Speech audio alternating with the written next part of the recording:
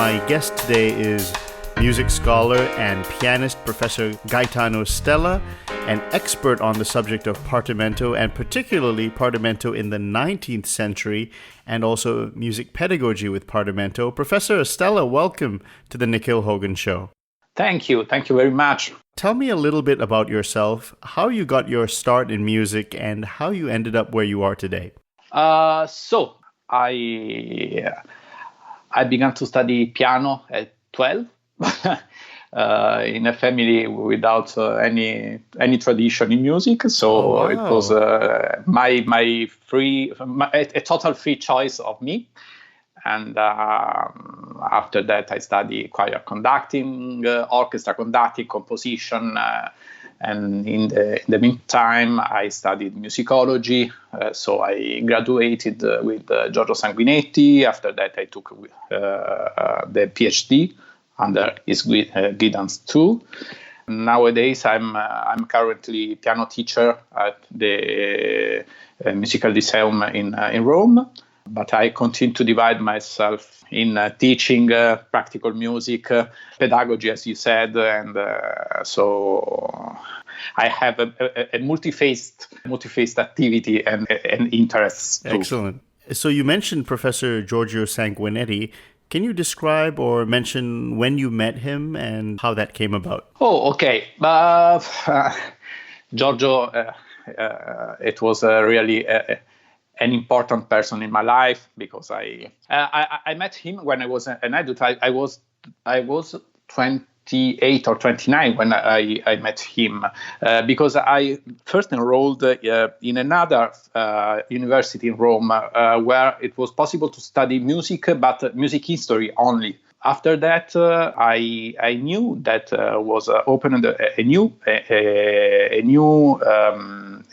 in another university a course in musicology. So with a lot of subjects in music theory, aesthetics, and so on. So I decided to change, and I arrived in the university where Giorgio taught. So I became a pupil of him. What year was this when you met him? Oh, what year? 1998. So this is well before The Art of Partimento, which was published in 2012. Well before The Art of Partimento. I studied with him harmony, counterpoint, but I have already studied composition, so I had a strong basis in composition, and but it was really interesting to me to see to reorientate the study I previously had. In some sense, I followed obviously a very traditional course in composition in Italy, and in that period, Giorgio was really a strong Schenkerian. Right. That Giorgio had a strong formation as a Schenkerian theorist. So in that period, for me, was something totally new, and it was really interesting to me to look again at harmony and counterpoint under a new point of view. Under a point that for me was quite new, because Schenkerians in Italy are not a lot still today. Still today, I know that for Anglo-Saxon people, for English-speaking countries, it became a really famous and quite frequently taught approach, but in Italy still today is not. So it was really interesting. What is the most popular way of analysis, mainstream in Italy?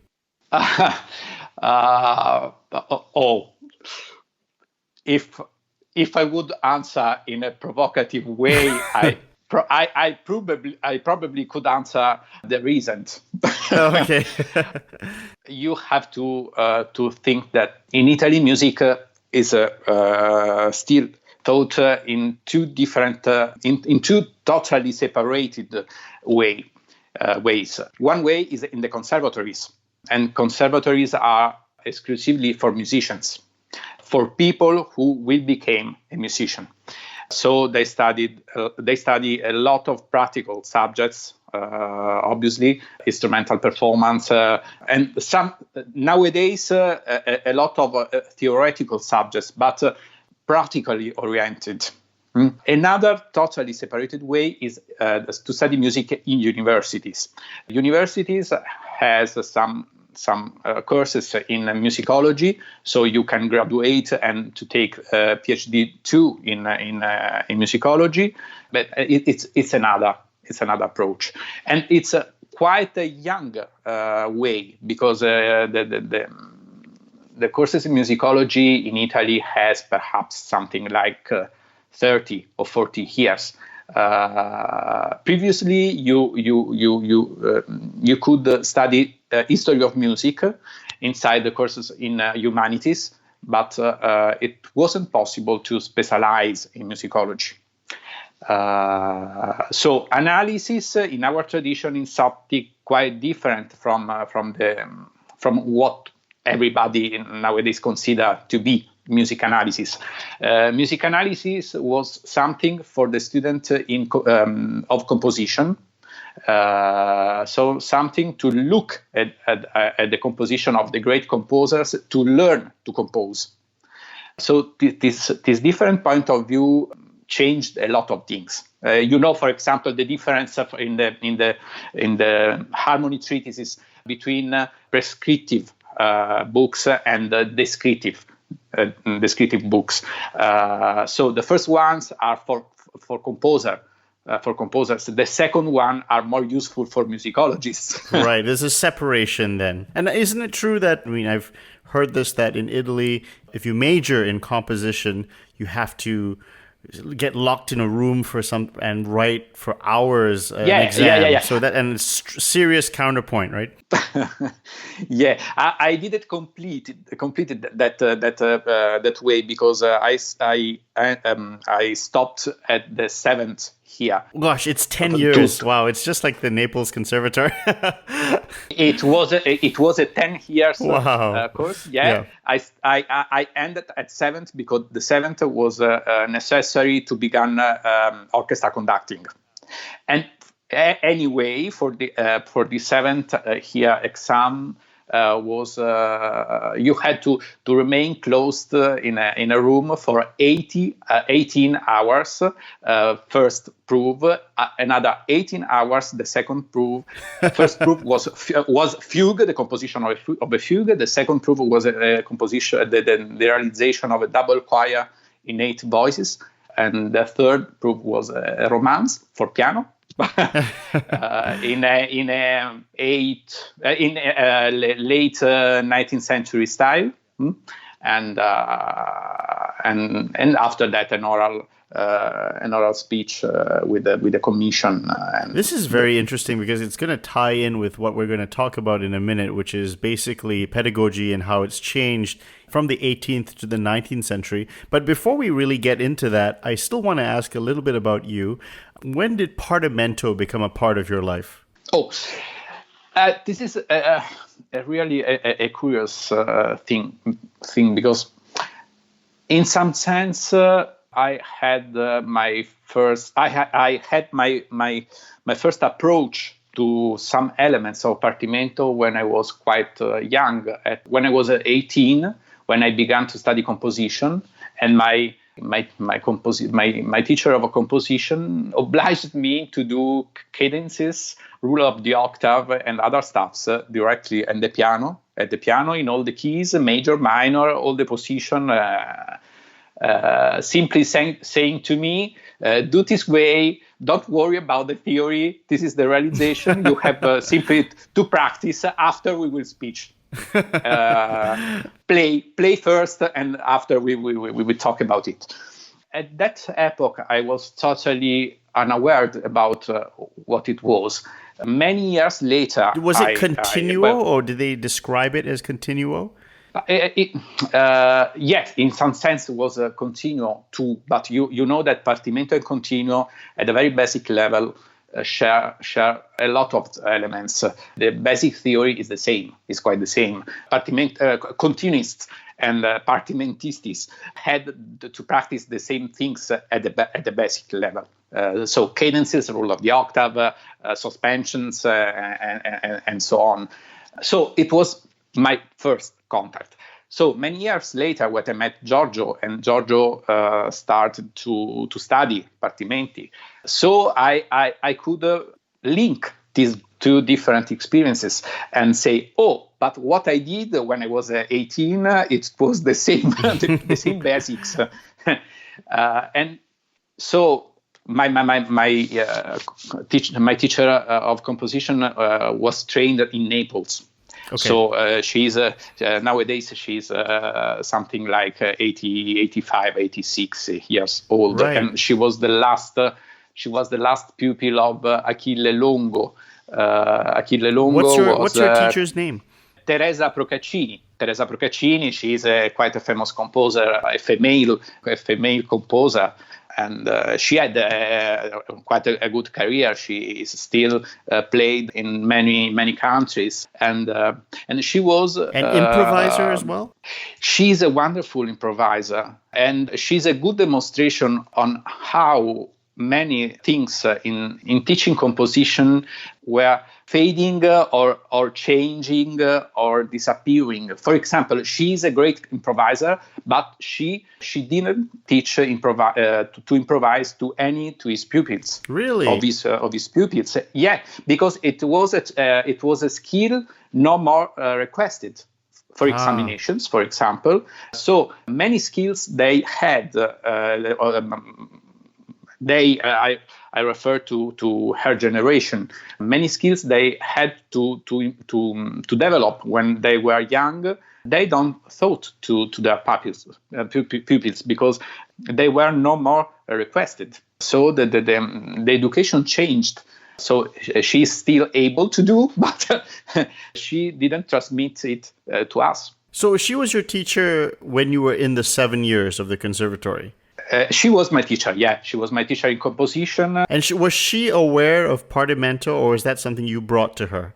This is another, in some sense, funny thing, because when I spoke a few years ago to her about Partimenti, her first reaction was, oh, but you are speaking about that very old thing that nobody nowadays use. Which use can you do? So they knew the name, but no, not the practice. Okay. Anyway, they knew Fenaroli, of course, but and the other authors of Partimenti, but no more the practice. That is. So, but even if the practice disappeared, this is an interesting element of the Partimento practice during the 19th century. Some practices disappeared, some others changed, were reorientated in some sense. After, if you want, we can go to that's this aspect. That's really a good link, because you mentioned she had a teacher that was very famous. Yeah, Achille Longo was quite a famous teacher in Naples. Achille Longo was a pupil of Antonio Savasta. Savasta was another quite a famous musician in Naples at the very beginning of the 20th century. In that days, they had still a memory of the tradition. You have to think that one of the latest exponents of the so-called Neapolitans, Pietro Platania, was the dean of the conservatory until. Great name. Okay. You bring up these names, then they're part of a really excellent article, Partimenti in the Age of Romanticism, Raimondi, Platania, and Bucheron. So let's actually get right into it. I think we're ready now. So first of all, let's lay the groundwork. The 19th century and the 18th century. What are the key differences that we should be aware of when discussing Partimento of the 19th century versus the 18th century? Let's take a broad general overview first. Yeah, but at first, probably I should mention that the main difference may be the fact that in the 18th century, Partimento was generally improvised.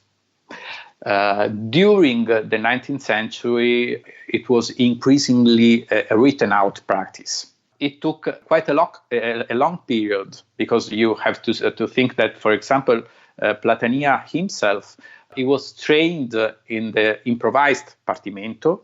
He continued to teach improvised Partimento, but when he was old, he assisted to this really huge change of direction, and so he participated in some sense to this change of use.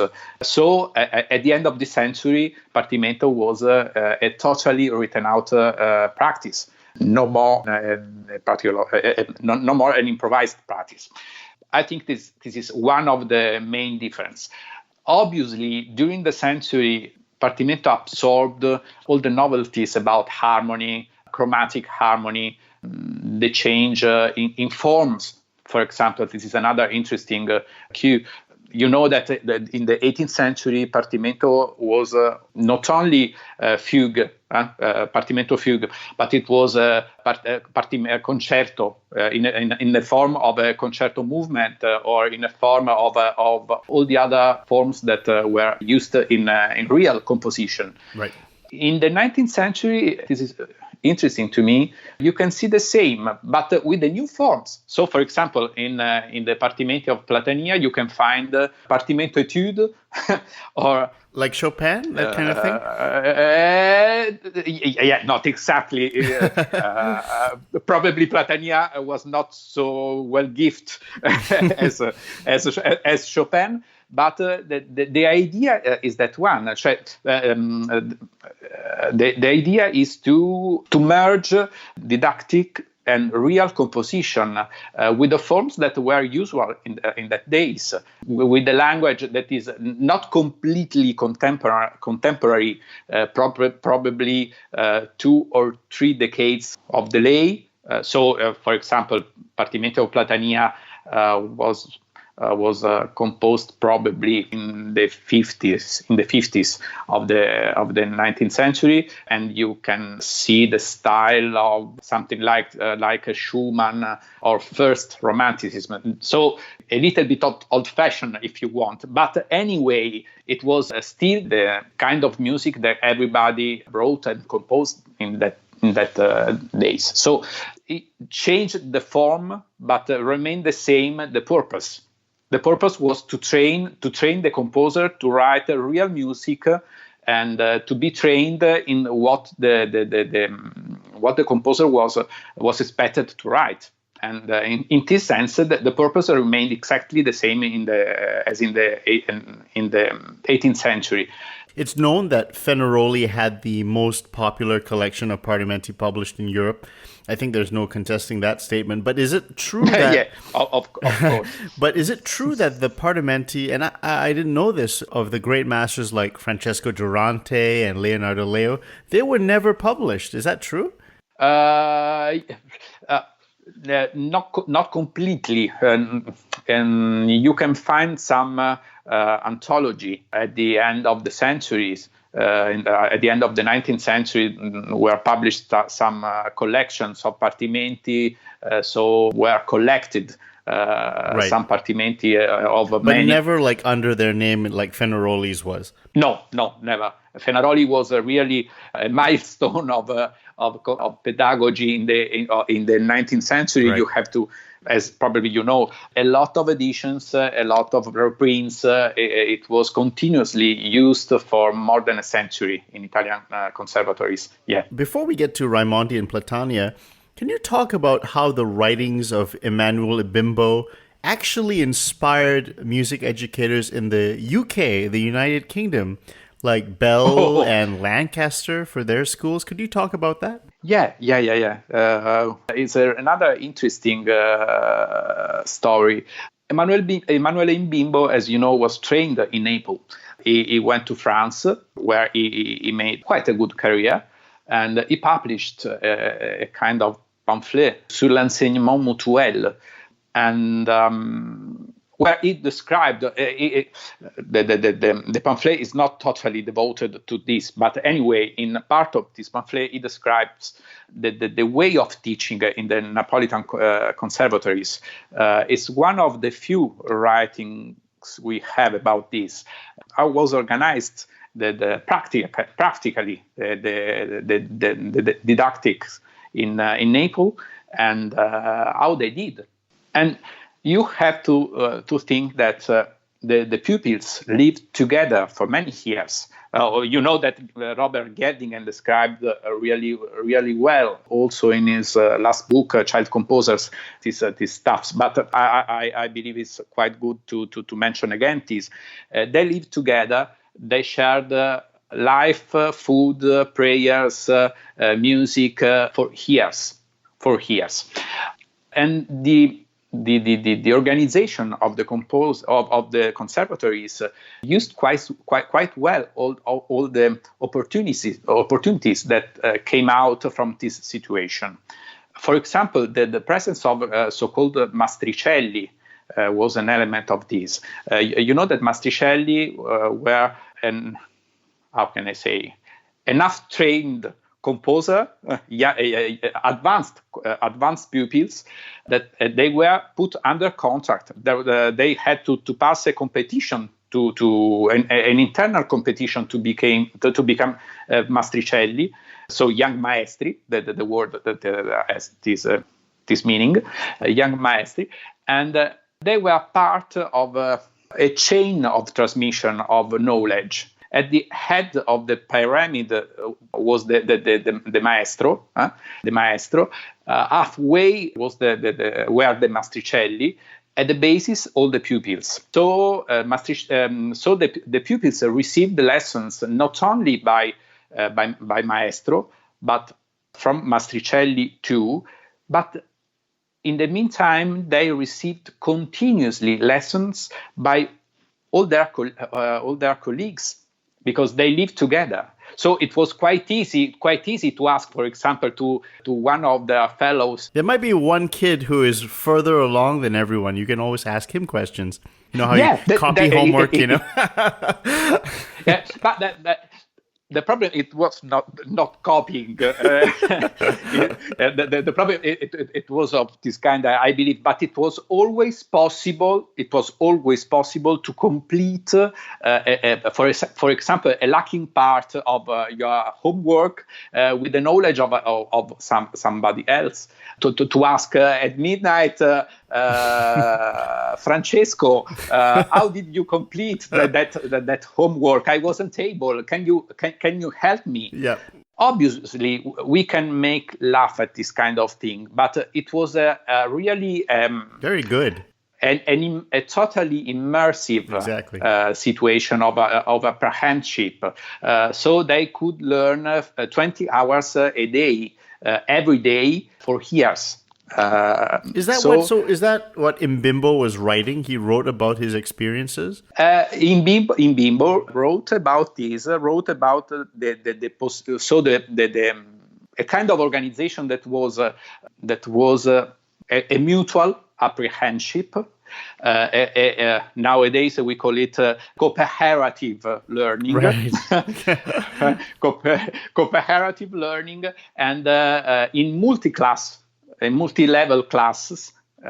So with the young and older pupils that had to learn together, and they each other profited about this situation, because the older ones had to, in explaining to the younger ones, had to consolidate their knowledge. Because if you teach, so you know that nothing is more brightening in your head than to have to explain something to somebody else. When you have to transmit it, you have to clarify totally what you are speaking about. Other way, the pupil is not able to understand. So, for example, I'm a teacher. We said it before. Every day when I teach, usually I say that I continuously learn from my pupils in exactly as I hope I hope they learn from me. Because when I have continually to explain some stuff in my activity, in my everyday activity, I have every time to clarify better what I'm speaking about. And for example, during the years, I looked at me teaching, and I'm able to see to say that nowadays I really more fast, more effective, and because from time to time you are able to cross out what is not useful, what may create confusion in the head of the pupils. So you are every time most centered to the end, in some sense. I hope to have answered to your question. So it was the same. It was the same with that kind of apprehension.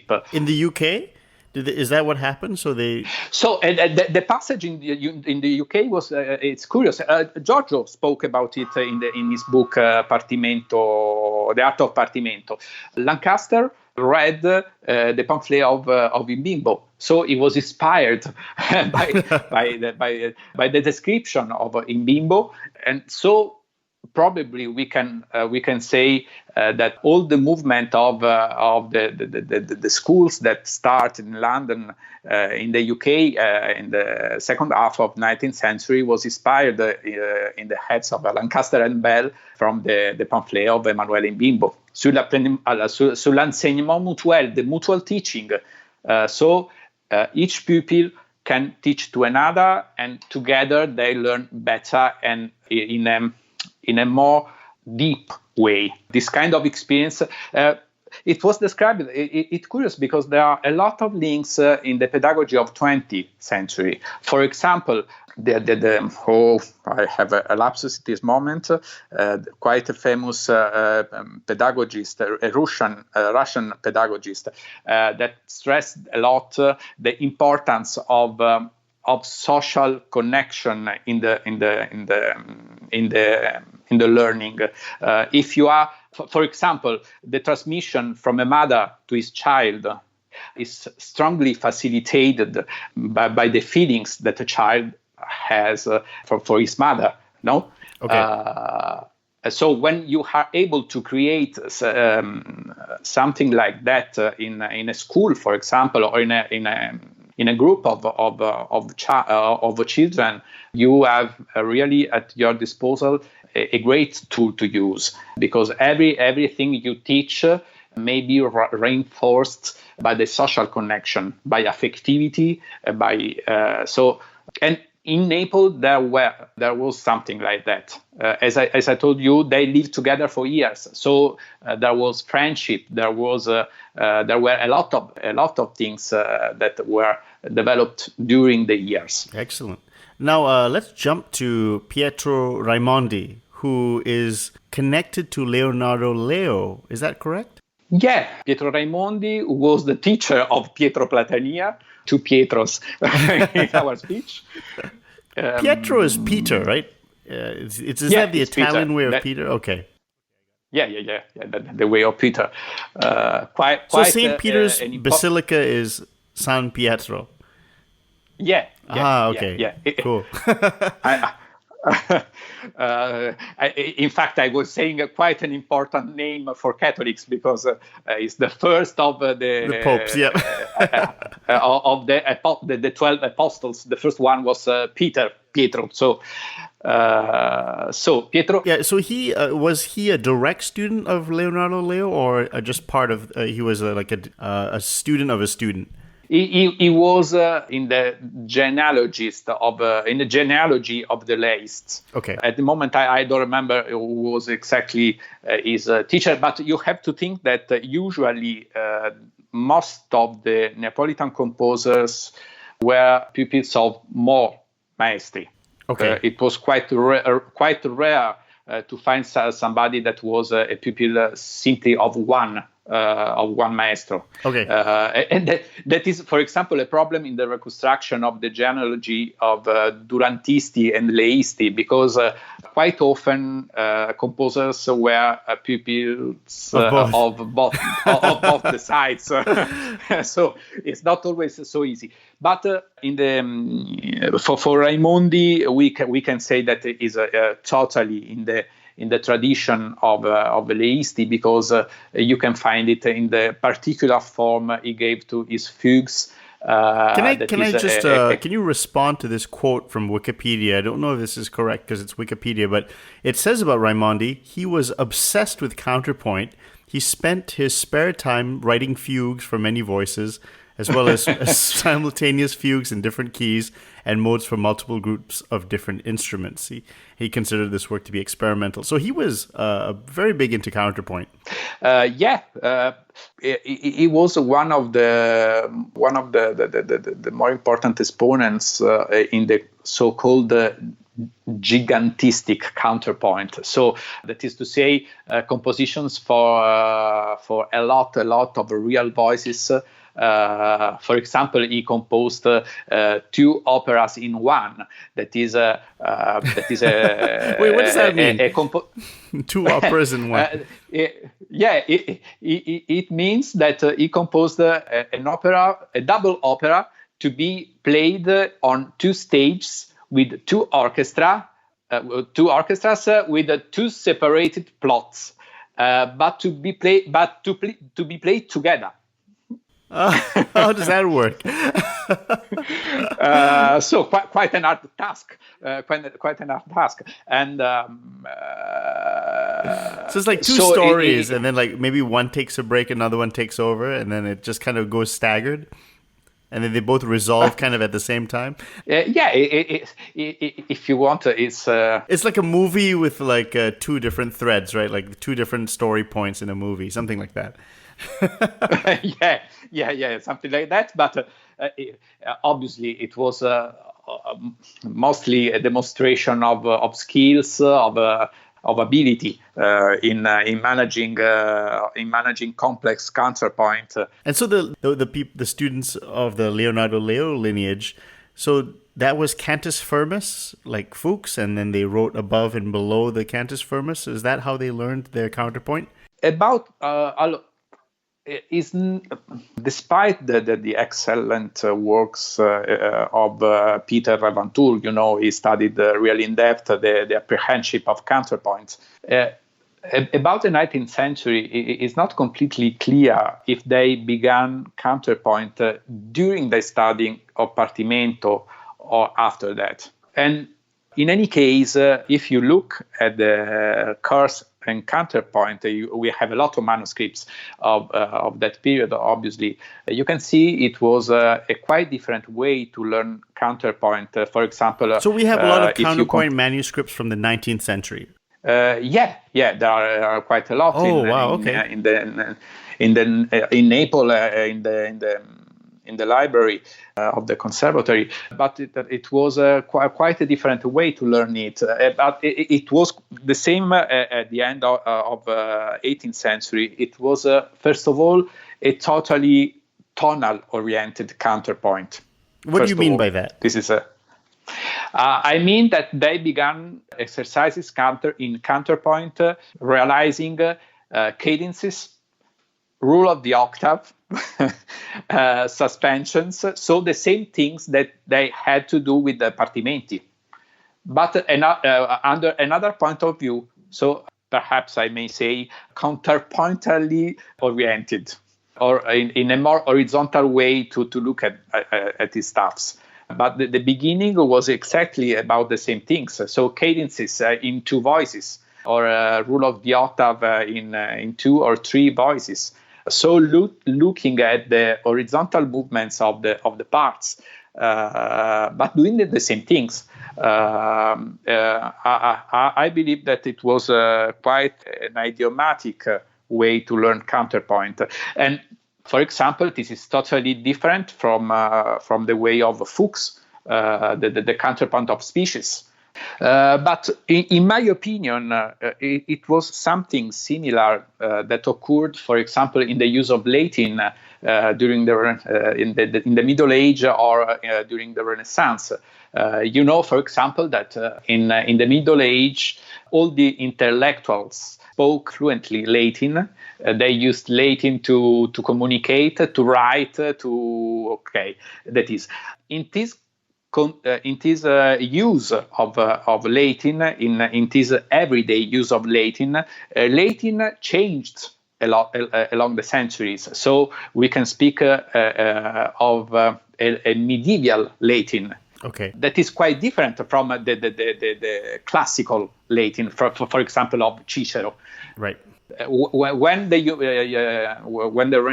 Renaissance started, the humanists they looked for a full recovery of the classical Latin. So they defined the medieval one a corrupted Latin. So for example, the Latin of Church was defined corrupted because it wasn't the Latin of Cicero. It was quite different. In doing this, they condemned the Latin to the death because it tended to be an everyday language. It became only scholarly in that regard, is that? Yeah, it became only a scholarly way of communication, and it was the end of the Latin.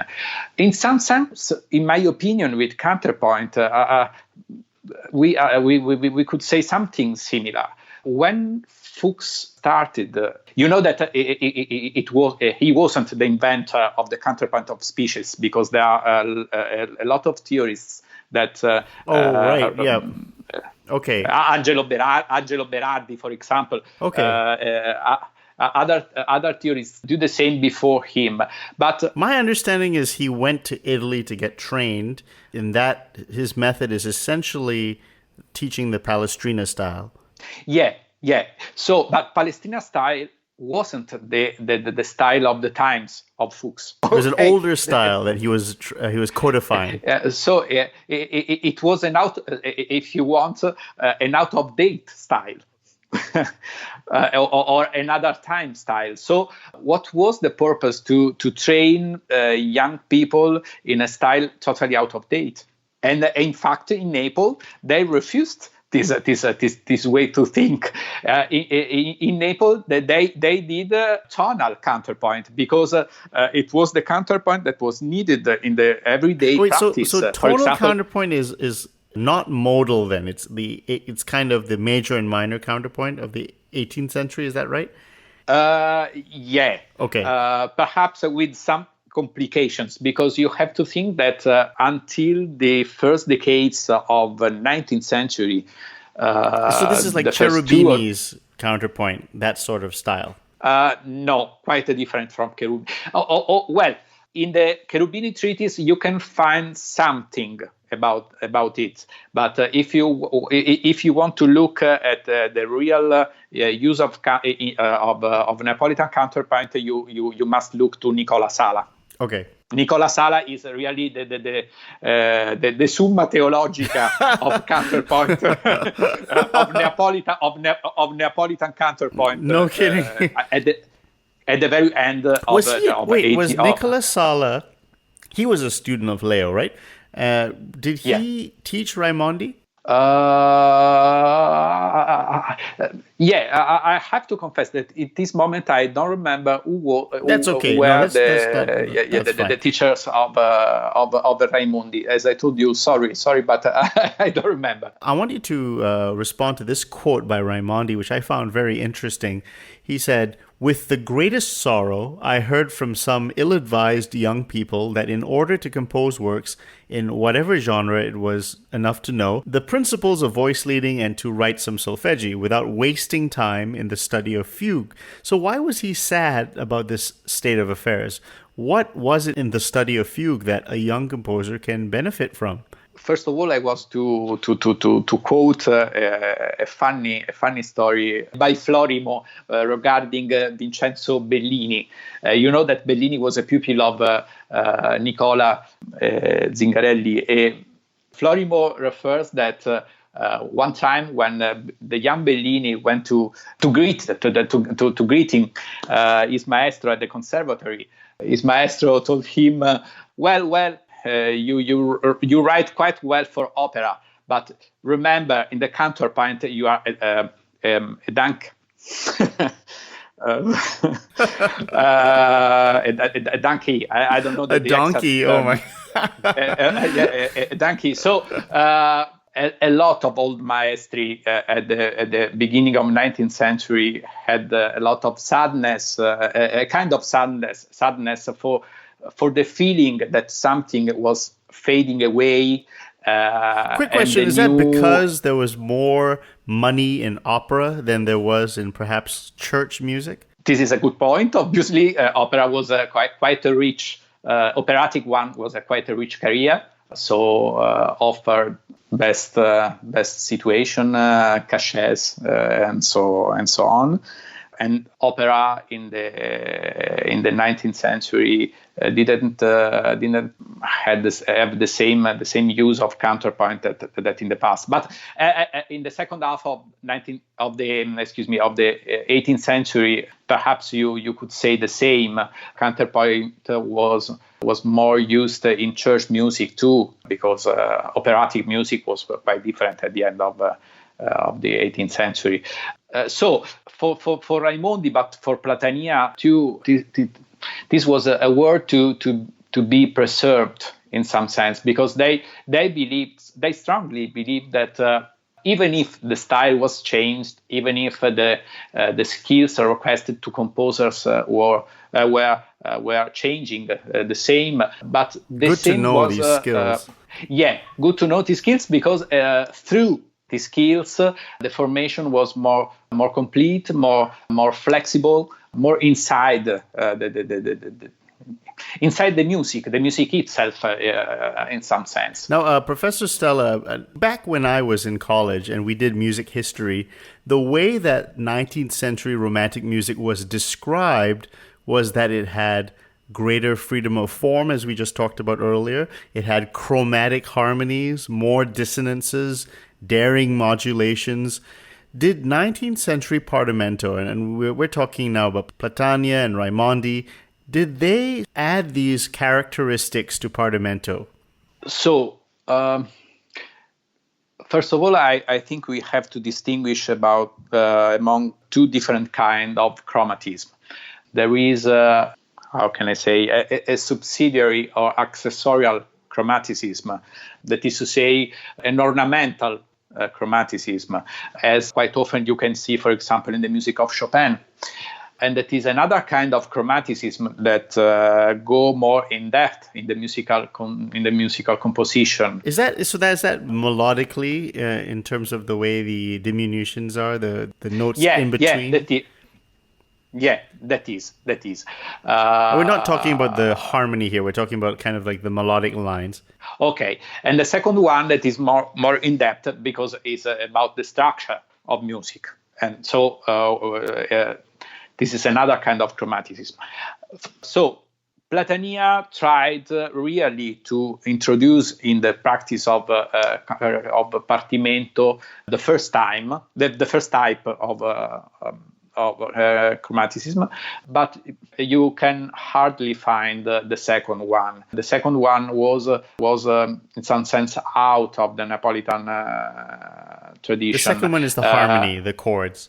Yeah. Okay. No, you can find obviously some chromatic chords, but introduced always under a counterpointal point of view. This is another element. For example, all the European theorists had to travel a lot to justify theoretically all the chromatic harmony, because in some sense they feel that the chromatic harmony could broke the stability of tonality. Let's get an example here. So this is 19th century harmony. We're not talking about Debussy. We're not talking about Ravel. We're talking about perhaps like Chopin and Schumann and that sort of thing. For example, the augmented triad chord, no, or were written were written treatises about it, how to justify the use of these chords that the composer used, but the problem was in the school. How to give a theoretical justification to this kind of chords. The augmented chord, so the raised fifth. For example, Okay. in the list, for example, in the Listians, but Platania used this kind of chords, but in some sense is like it was more facilitated in this use, looking at this under a counterpointal point of view. If I look not vertically at music, but horizontally, so if are the melodic movement that creates this kind of chords, it is less problematic, because if the horizontal movements are correct, I have no need to give an explanation for everything. So if we could try and explain that technically, for instance, there's in the Neapolitan method, in the Partimento, you have dissonances, the 4, 7, and the 9, but they have to be prepared. Is that one characteristic of the 19th century? And if we're talking horizontally, you don't have to prepare some of these dissonances? Not always. Not always, because, for example, Platania in his harmony treatise says that in some situations the dissonances. Oh, he has a harmony treatise. So people can download that. Yeah. There is an harmony treatise. I believe is now free in the digital materials of the Italian SBN. That's cool. He says, for example, that in some situations, dissonances may be not prepared or not resolved if they are hidden by other voices. There are some situations in which dissonances are not so openly audible. So he stresses a lot the importance of hearing. What I'm really able to hear. Music is not done for reading, is done for hearing. So if I'm not able to distinguish the movement of this dissonance, what's the problem? So you're saying that you have more freedom, but you have to make sure the voices allow for it to either hide it so that it's not. Is that what you're saying? Yeah, in some sense, yeah. If the dissonance is hidden by another voice that has more importance for a rhythmic what do you mean by reason, hidden? So you really have to explain, because I'm not an expert. So hidden means that in the perception, when you hear, there are some dissonances that are really quite evident. No, because they are accented, for example, or because they are in a strong position, or in the top voice. So in these cases, you have to put really a lot of care in the use of dissonances. But in other cases, when there is another voice that take the importance on it, so the dissonance in some sense is shadowed in the perception. So if you are not, I know it's quite a different idea of harmony. So, if the dissonance is shadowed, if it's not so important in the perception, how I have to take care of it? Do you resolve them? Do you have to, like, leading tone has to rise and that sort of thing, and fourth scale the leading has tone, to fall? obviously, Platania was very strict about the tradition. So the leading tone, the seventh chord has their normal resolution, but he showed some cases in which it was possible to avoid the strict rules, using the principle of what I am hearing. If it's possible to hear or not. If it is not, what's the matter? Right. Now, you mentioned that Raimondi, his theoretical works there was a romantic nature to it. Raimondi was quite different by his pupil Platania. For example, in his pedagogical works, he was really quite strict. His exercises of partimenti, bassi, imitati, e fugati, and so on were quite strict in the use of the rules. He was perhaps more tied to the tradition. But in my opinion, and it was one of the reasons I put Raimondi together with Platania and Boucheron in my article of the Journal of Music Theory, Raimondi participated too in the movement of shifting in the Partimento tradition in the 19th century. For example, he was one of the first to carry the Partimento in the written out form. For example, his Bassi, Imitati e Fugati was written for a written out realization, not for an improvised one. So in this sense, he was one of the romantic composers of Partimenti, because the Partimento, as I said before, became a written out practice. But the style, is another thing. Platania, it was completely a composer of his time, even if a little bit pedantic sometimes, but anyway, a composer of his times. And what do you mean by that? That he wrote with he began to write when he was young as a bel canto composer, and when he was old, he ended his career in a style quite close to the verismo. What is that? What's that? The later style? Could you repeat that again? Verismo. Verismo. What is verismo? Like Giordano, Cilea, Mascagni. Oh, I see. Okay. So during his career, he really followed the style of his times. So he was born in the 1828. He died in the 1907, and so he followed the different styles of the different epochs. Raimondi was more conservative, was more tied, but to the old times in some sense. If we can talk about figured and unfigured basses, Platania apparently was adamant on unfigured basses more than his teacher. But he is also more of a 19th century, in the vein of a 19th century composer compared to his teacher. So if he's doing unfigured basses, is the harmony still kind of conservative, or would you have more different harmonies even though it is unfigured?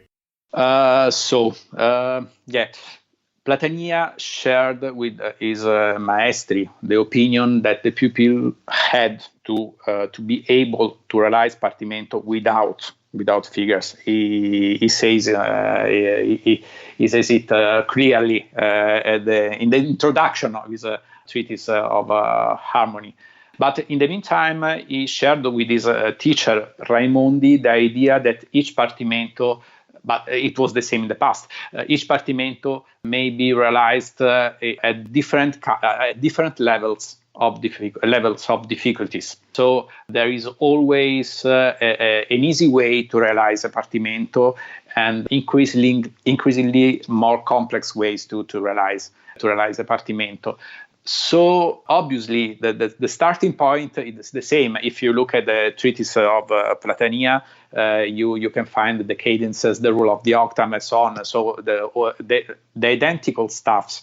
Is it identical then, Professor Stella, or are there such things as like a 19th century way of doing a cadence, a romantic way of doing the rule of the octave, a more elaborated cadence? Do you know what I mean?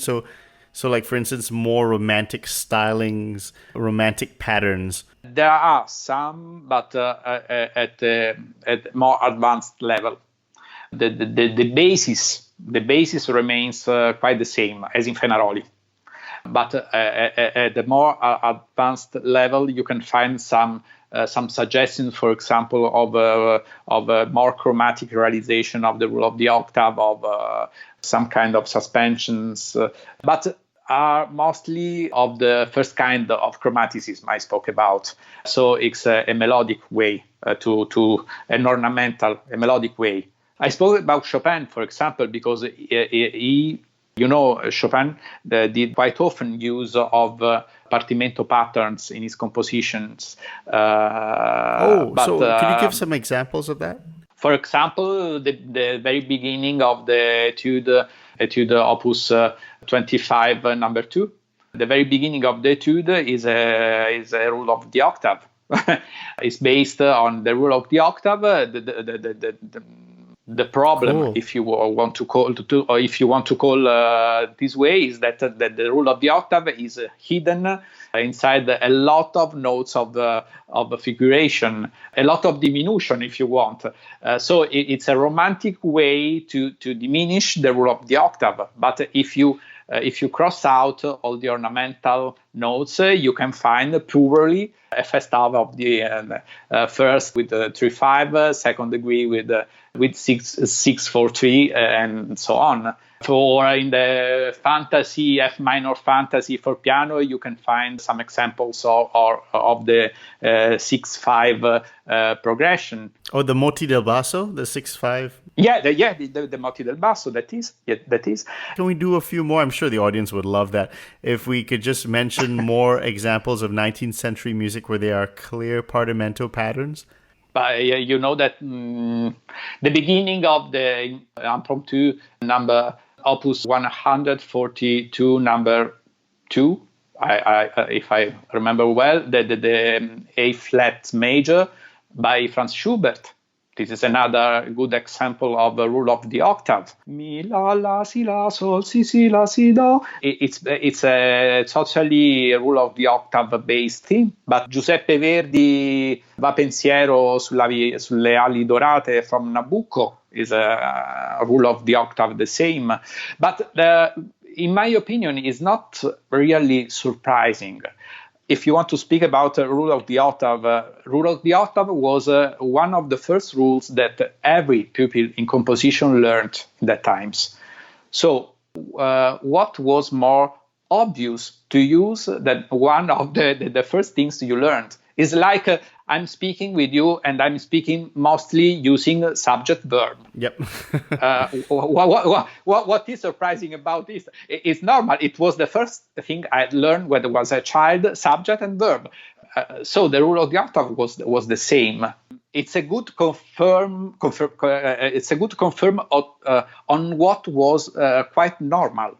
When I do piano lessons, I listen to my pupils play, and sometimes I say, "Oh, but this is another rule of the octave." So, another one, yeah. The beginning of the first Lied ohne Horte by Felix Mendelssohn. These are the rules that you see, like, for instance, in Fenaroli, you can find them. How do they cover it up in the 19th century? What kind of romantic dressing do they put over these old patterns?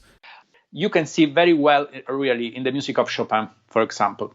Chopin, you know that has been written out really tons of words about the classicity of Chopin, no? Of how Chopin was a classical author, different from the other romantics. In some senses, was often described like a kind of pupil of Mozart, but and Bach too, right? Yeah. But nowadays, it's really interesting to see that we are able to go more in depth to this kind of classicism. It was really related to his education. He was a Poland, so he was born in a Catholic country. Catholicism, obviously, in that times means Italy. It means a strong link with Italian culture and Italian tradition. You know that Felix Diergarten, for example, studied quite in depth these aspects about the apprehension of the young Chopin. They found that the education of Chopin was quite strongly influenced by the Italian tradition. So now we can answer to the classical manner to behave of Chopin composition. And in the most part of his compositions, if you cross out, as I said before, if you cross out all the chromatical diminution, you can find that the basis, the fundamentals of his compositions remained quite the same of the past. Really, I say nothing about his genius in the way to use that old stuffs. Nobody may discuss about this, but anyway, the language was the same, was quite the same, with a new dressing, as you said before, but it was the same.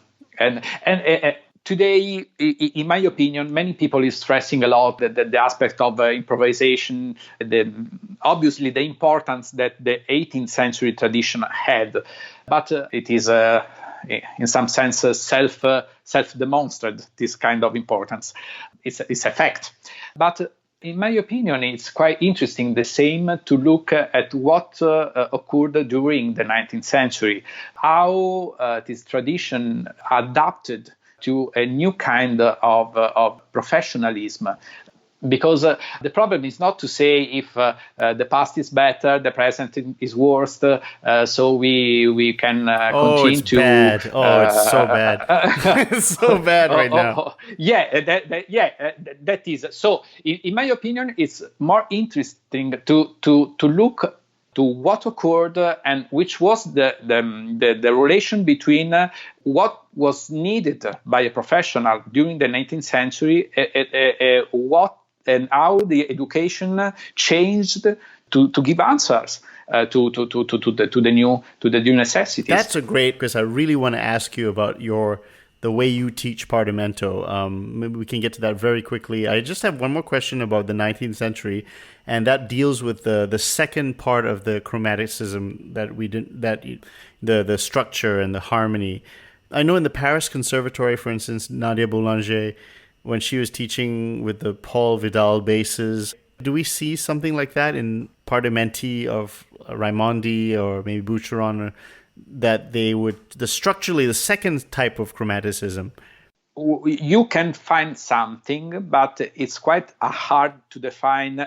For example, not in the Neapolitan, among the Neapolitans, but if you look, for example, the Partimenti of Boucheron, you find a more chromatic way to use Partimenti, but in some sense they are Partimenti just in name, because Raimondi wrote this particular kind, Boucheron wrote this kind of particular Partimenti with the numbers, not only, but with the realization. So you have a double sheet of paper. In the first one, you have the exercise. In the second one, you have the realization. And in the first one, the numbers describe exactly the position of the hands. So you have to do nothing than to look for notes on the keyboard. It's quite a strange way to look at the word of Partimenti, but it is explained about what occurred in that years in Milan when Boucheron lived. Milan, was conquered by Napoleon in the first half of 19th century, and it was founded in Milan a conservatory really French-oriented. The conservatory was founded by the French. The books adopted in the conservatory were the translation of the books used in the Paris Conservatory. That's weird. So the Naples conservatories, they influenced Paris, and now Paris is backwards now. Yeah. So even if some teachers from Naples went to teach in Milan, the same Milan remained a strongly French-oriented conservatory. So the method they used were quite different from the method of Naples, and you can see this really different way in the Partimenti by Boucheron. And this way was followed by another, in this case, is a Florentine organist, Tacchinardi, who wrote another collection of partimenti some years later than Boucheron, another collection of organ partimenti, in the same way. So with the numbers that describe the position of the hands on the keyboard, and they are very chromatic partimenti, but the organist had simply to look for notes on the keyboard because the numbers are all written out. So can you do that with unfigured basses? And can you get kind of like a romantic harmony without figures? If you are trained for it, probably they did. Organists overall. For example, improvisation in the Italian conservatories at the end of the 19th century disappeared, but was maintained for the organists. They had to continue to study improvisation. Italian organists. Italian organists, and it remained as a subject of study until present. The French organists and I guess the Italian organists, from what you're telling me, they improvise. And is that the way they do it? Could you call that partimenti? So they are doing partimento, 19th century harmony. Yeah. For the Italians continue to have an apprehension in partimento during the 19th century. All the Italian composers in the 19th century had to study and to learn partimento. Not only in Naples, but in the north too. If you think that Verdi studied with Vincenzo Lavigna. Lavigna was a pupil of Fenaroli. So we know that also Pietro Mascagni. Mascagni studied in Milan, but with Saladino. Saladino was a pupil of Pietro Raimondi, so he had to study partimenti too.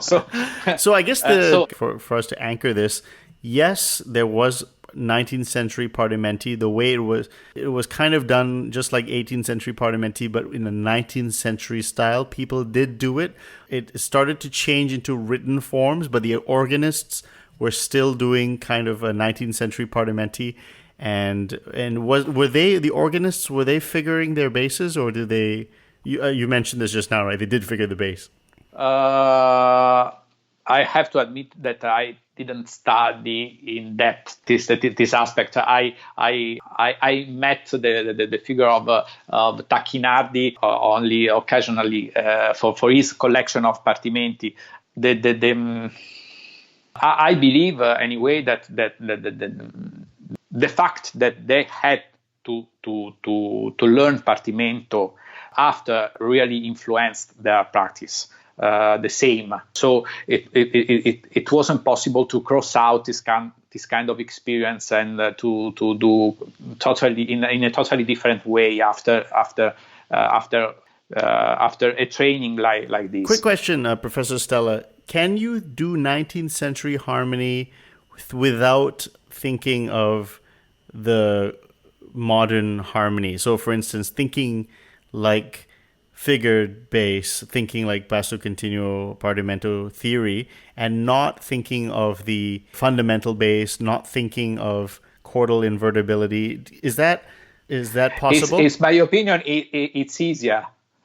So it is definitely possible, and it's easier, is what you're saying.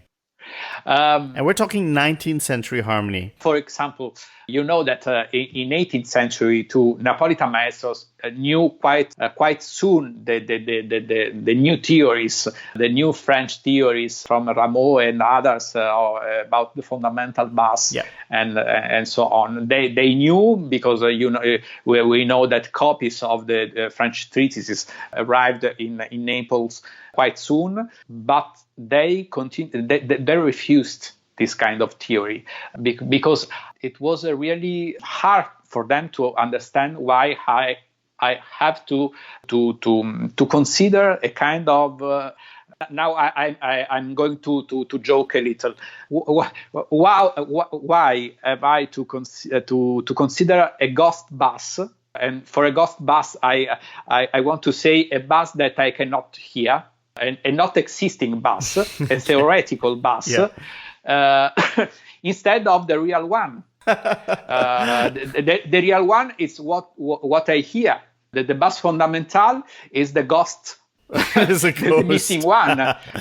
It's something that I have to reconstruct by thoughts, but not by practice. So what utility may I have in this? This kind of approach was still alive in the 19th century. Previously, I forgot to say that when I spoke about tonal counterpoint, I forgot to say that at the very beginning of the 19th century, in the first 2 decades, there was quite a strange situation in which they wrote tonally, but they continued to use the modal theory. If you look, for example, at the counterpoint treatise by Tritto, you can find that he continued to say ala mi re, G sol fa ut, and all the other stuffs of the modals, old school stuff, of the modals, modal theory and modal solfège, but in a tonal context. So the theoric language remained the same of the past, but the practice changed.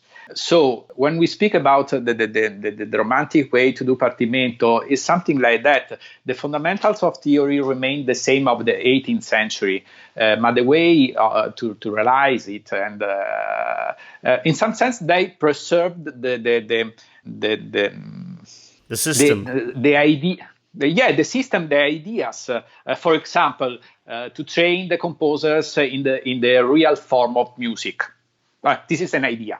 Obviously, the idea was used differently in the times. So, which were the forms used in the 18th century? Fugue, concertos, and so on. And they did partimenti in concerto form. Which were the forms used in the 19th century? Impromptu, romanza. For example, at the very end of Platania treatise, you can find the realization by himself of a romanza partimento, an ABA form, in the style of Bo, perhaps something in the middle of Mendelssohn and some easy composition of Schumann. It's completely a piano piece of music, so real music. Okay, so now the last section of the interview, I want to talk about teaching partimento, and you're a very experienced educator, and I really would love to know how you teach partimento. So basically, what is your recommendation for somebody who wants to start learning partimento? What should they do? Oh, yeah. First of all, I have to mention that I had two great occasions to teach partimento. The first one was in Frosinone Conservatory with some students of musical pedagogy. It was quite interesting. And after that, when I had to teach paleography, musical paleography at Berry Conservatory, and I taught partimento to students of piano mostly, but not only, of choir conducting too. Perhaps I think that the best solution is to use Fenaroli. I think that it remains the most gradual, and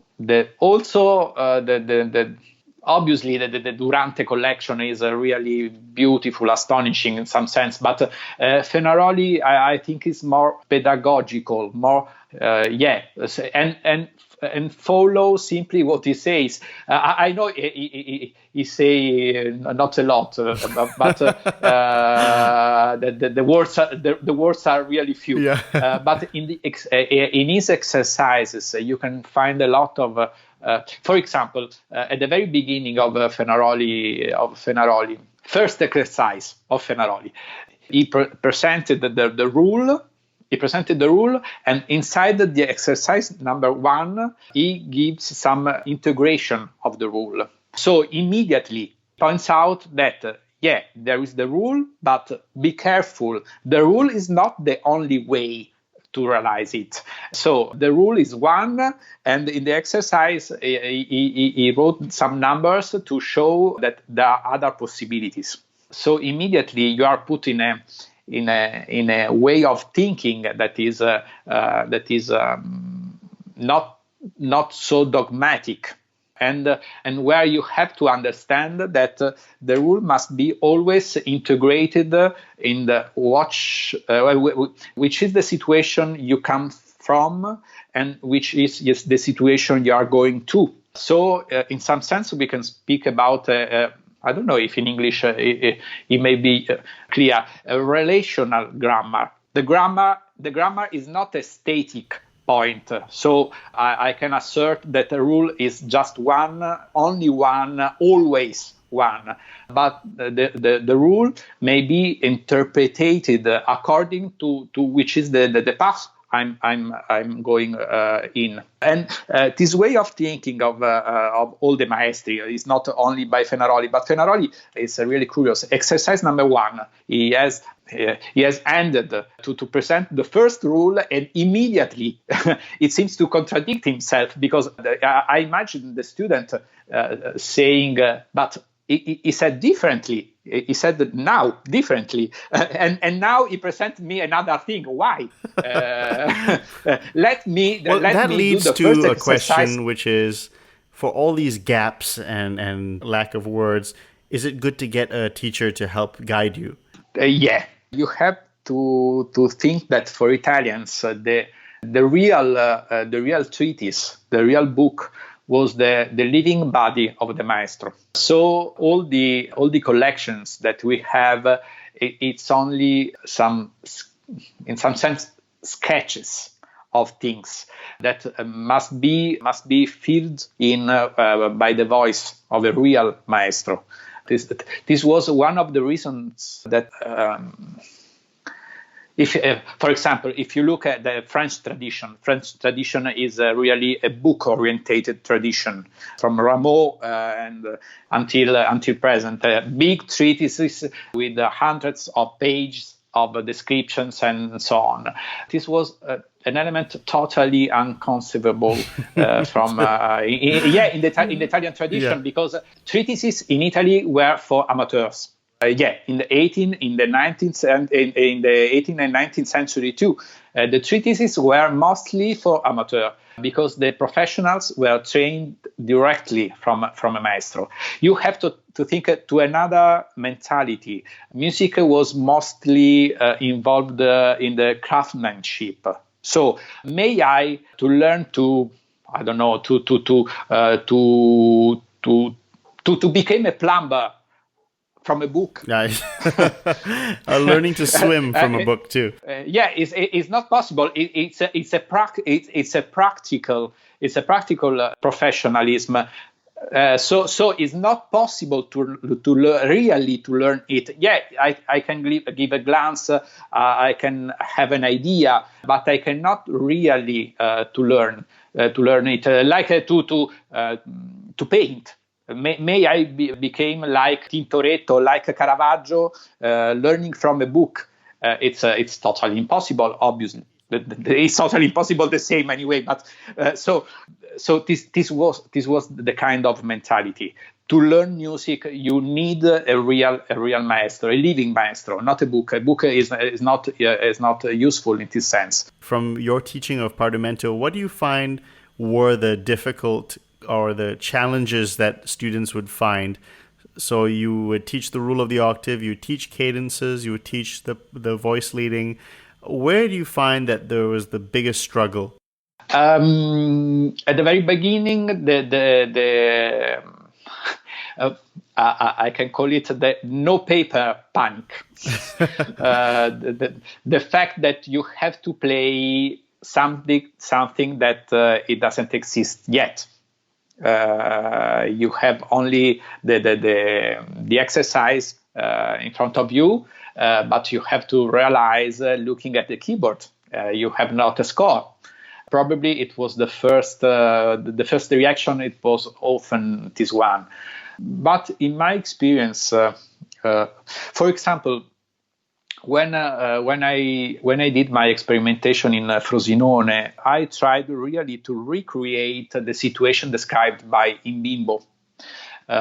So I was able to recreate a cooperative class. The more advanced pupils worked a lot with the youngest, and they really helped each other, and it was really a kind of a laboratory in the 18th century or 19th century practice, because I was able to see how this kind of apprehension really made a lot of things easier. For example, really in a quite short time, they changed not only in realizing partimenti, but for example in listen music too. As a pupil told to me once, she told me, now when I listen to music, if in the music there is something I realized at the keyboard, I'm immediately able to recognize it. So the experience of listening music too changed quite in a quite fast way. I understand what they say. It's really true. It's really true. You listen to music very differently. Yeah, because one element that, in my opinion, is not often stressed a lot, that a way of learning that made use of touch, look, sight, and hearing, constructed a kind of circle, a kind of sensorial circularity that is able to reinforce the apprehension really in a great way. I don't know, for example, in Singapore or in other countries, but in Italian conservatories, quite often students have to study harmony only at the table, like a silent like a written exercise. A written exam, yeah. Yeah, a written exam that they are not able to give in their head any sound to what they are writing. Tell you, we have the exams, the written exams in Singapore, the music board exams. I won't say which board they are, but I'll tell you, in practice, what happens is the students, they buy model answers from past papers. Yeah. And that's what they do. That's how they learn their quote-unquote theory. And it's separate, completely separate, because they have performance exam and they have theory exam. Yeah, it's like to do crosswords. Simply applying rules in the right way, but it's in a way totally unrelated from a real sound, real music. So in this sense, the practice of partimento it's really a big opportunity for nowadays. Professor Stella, I want to ask you two big questions to end off. Okay, so first is a piano question, because you're a great pianist. What advice can you give to people to improve their piano playing when playing partimento? That's my first question. Yeah, you have, as I pointed out before, the language that the tonal composer used was really founded in the partimento practice and overall in the partimento grammar. The grammar of partimento was the same grammar of tonal music. If you learn it practically, or anyway, if you learn it, I'm not so totally oriented on the fact that the only way is improvising at the piano. Not everybody probably has the time to devote himself as long as it is needed to achieve that goal. But even if you for example do enough way, for example realizing at the piano, writing at the piano, it's a good way too, in my opinion, because anyway the exercise you are writing as immediately is sound. No, you play So anyway, playing is essential to me too. But when you play every piece of music that contains a lot of the stuffs that are contained in the partimento exercises, you are really facilitated in learning, because when you memorize easily, you can read easily, because it's a scheme that you already know. So everything became really more fast in the apprenticeship. At the piano too, because if you look at the Beethoven sonatas, Mozart sonatas, Haydn sonatas, Clementi, and so on, they are so full of elements contained in the partimento tradition that really you are facilitated. You can understand, for example, how Mozart could write to his sister Nannerl about one of his sonatas. You know the quoting of a letter when he wrote, "This time, please read it before to play this one in public, because it's more difficult than usual." From which we can argue that usually his sister played Mozart sonatas from sight. On site reading. How it was possible? It was possible because they were able to recognize immediately probably a 90% of usual stuffs inside the composition. So they had only to concentrate about the other 10%. What's your reaction to the rise in popularity of Partimento? You mentioned you met Professor Giorgio Sanguinetti in the late 90s, and now this is like 20 years later, and Partimento is like the rage now. So how do you feel just seeing it grow from an idea and just becoming something that a lot of people are interested in, particularly young students as well? Yeah. I know, but in some sense, I have a double reaction. On one side, obviously, I'm quite enthusiastic about this, because you know that when I was a student, for example, I had to study that Italy in 18th and 19th centuries has nothing like a music theory. For example, it is something like that is stressed in the history of music, in the Cambridge history of music theory, that after Padre Martini, after this one of the writers, Italy stopped to have its own musical theory. So fortunately, things are changed, and nowadays we say that we know that it's not the truth. On the other, so I'm quite happy about this. But on the other hand, I'm not totally convinced. It's so easy for, I'm not quite polite in this sense, but for foreigners to understand really how was important not only the practice of partimenti, but a lot of elements that were around the practice of partimenti. In this sense, I feel that is great what did Robert Gerdingen with his last books, that in some sense we could describe as a guide for Martians on how. Yeah, it describes a lot of things, for example, that for us Italians is totally normal. Totally normal, totally familiar. Perhaps not for all the young people in Italy too nowadays, but for me that I'm 50, a lot of things remained really familiar. As I said, are you referring to, for instance, like solfeggio, the importance of singing, the importance of all the things around Partimento, counterpoint instead of harmony theory? Yeah, too. And for example, when I was a child, I began as a child singer in the choir of one of the four major cathedrals in Rome.